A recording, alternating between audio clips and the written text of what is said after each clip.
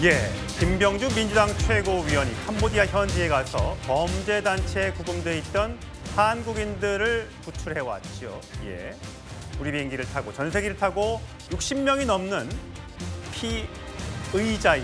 피해자이기도 한 사람들을 데리고 왔는데 정치권에서 계속해서 시끌시끌한 것 같습니다. 먼저 김병주 의원의 목소리 들어보시죠. 실제 저는 내 자식이라고 생각을 하고 진짜 내 아들 여기서 못 빼가면 안 된다. 그리고 절박한 걸로 한 것이지 뭐 정치쇼를 하기 위해서 했다 이런 것은 전혀 아니고요. 이번에도 사실 그런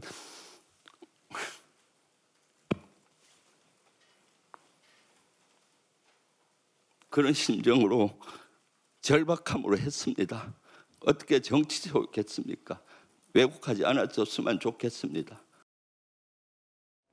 예, 제목은 저희가 뭐 초롱이를 왜 구했나, 정치쇼 논란 이렇게 했는데 일단 뭐 정치적으로 이게 번졌으니까 정치권에 있는 인사들에게 좀 물어봐야겠죠. 송영은 전 대변인 보시기에는 자, 선량한 우리 국민 구해오라 했더니 문신한 조폭을 구해오놓고 폼을 잡고 있다. 이준석 개혁신당 대표도 이 초롱이가 범죄도시 3에 나오는 극중 인물 중에 하나죠. 우리는 굉장히 이제 귀엽게 영화에선 봤었는데 어떻게 이런 사람들을 데리고 오고 잘했다고 저렇게 자화자찬하느냐 이런 논란인 거예요. 피의자로 보이는 분들의 행색이나 거동만 가지고 단정할 수는 없겠습니다만 예. 결국은 국내로 들어와서 저분들이 수사를 받고 또 나아가서 재판에 넘겨져서 처벌될 수도 있지 않겠습니까? 그러면은 그 최종 결과에 따라서는 김병주 의원이 피의자들을 데려왔다. 결국에 나아가서는 범죄자들을 데려왔다라고 하는 평가를 피하기 어려워질 수 있다고 봅니다. 그리고 무엇보다 중요한 것은 김병주 의원이 저 행위를 하는 과정에서 지나치게 공개리의 행동을 많이 했어요. 뭐 유튜브로 이런 영상이 나간다든가 또는 저희가 방금 전에 영상에서 봤듯이 최고위원 회의에서 다분히 의도되었다는 의심마저 자아내게 하는 눈물을 보인다든가 이런 것들이 인위적이고 자기적으로 보이는 것이죠. 그리고 캄보디아 교민의 반응은 또 어떻습니까? 그 교민이 장문의 SNS 글을 올려서 김병주 의원이 그 구출해낸 과정에 대해서 묘사를 하면서 나는 앞으로 김병주 의원을 지지하지 않겠다. 이런 글까지 올라온 상황입니다. 그러면은 저 상황에서 과연 김병주 의원이 저렇게 자신의 행동을 과시하듯이 드러내면서 행동했어야 되는가라는 것이 가장 큰 의문이에요. 그러니까 정치쇼라고 하는 수식어도 붙는 겁니다. 같은 당에서 박찬대 의원 같은 경우는 뭔가 도움을 주어서 거기서 구조되었다고 하는 그 우리 국민들이 있는데 김병주 의원처럼 저렇게 드러내서 행동하지 않았거든요. 같은 당 의원들끼리의 사례만 비교해봐도 이것은 어느 정도 우리가 충분히 평가하고 판단할 수 있는 영역이 있지 않나 하는 생각이 듭니다. 임재 변호사, 우리 국민 대학생 한 명이 모진 고문을 받고 사망한 일이 있었지 않습니까?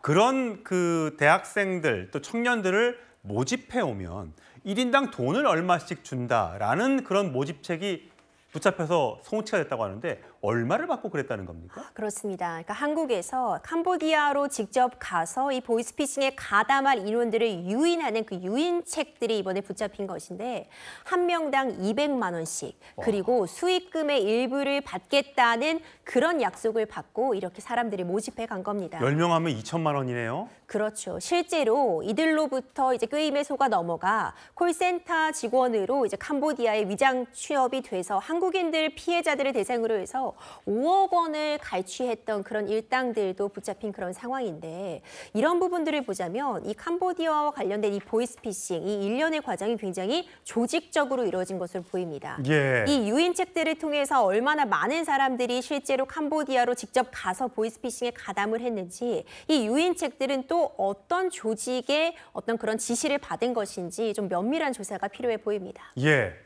거기에 가 있는 사람들 아직까지 조사가 좀 필요하기 때문에 어떤 사람들이 이렇게 문신을 한 사람들도 있습니다만 이 사람들이 과거에 어떤 일을 했는지 전과가 있는지 뭐 등등을 조사해 봐야겠습니다만 우리가 이제 눈으로 확인했던 것으로는 뭐 손이나 등이나 다리 등에 문신이 있는 사람이다 보니 저들이 혹시 조폭 아닌가? 물론 문신이 있다고 다 나쁜 사람이고 조폭일 수는 없겠습니다만 보통 우리가 눈으로 봤을 때 그런 것 아닌가 덩치나 이런 걸로 봤을 때요. 그래서 우리나라에 있는 조폭들이 이 해외로 나간 거다, 원정 간 거 아니냐 뭐 등등의 얘기가 있던데 그건 맞아요? 확인됐어요? 그렇죠. 이제 이런 부분들도 여러 가지 의혹이 제기가 되고 있습니다. 이제 이른바 MZ 조폭이라고 지금 일컬어지는데, 그러니까 80년대 후반, 90년대생 비교적 젊은 나이의 조폭들이 우리나라를 근거로 해서 활동을 해오다가 우리나라에서도 대대적으로 단속이 이루어지고 어떤 영업이라던가 활동에 제약이 생기다 보니까 캄보디아나 동남아 등지로 넘어가서 MZ 조폭들이 활동하고 있다라는 이야기도 들려오곤 있습니다. 예. 이 문신을 했다고 해서 모두 어떤 범죄와 관련됐다고 단정 지을 수는 결코 없습니다. 다만 이번 사태와 좀 맞물려서 일단 어떤 경로로 캄보디아에 가게 됐는지는 SNS나 메시지 같은 부분 증거가 남아있을 수밖에 없고요. 그 부분에 대한 조사는 불필요하겠지만 일단 외관적으로 봤을 때 지금 조폭들을 구해온 것 아니냐라는 지적들이 계속해서 나오고 있습니다. 예. MZ 조폭 몇 년 전에 큰 논란이 됐었죠. 2년 전입니다. 당시에 이제 검사가 브리핑을 하면서 입술을 이렇게 파르르 떠는 모습도 포착이 됐었는데 그 장면 준비했습니다.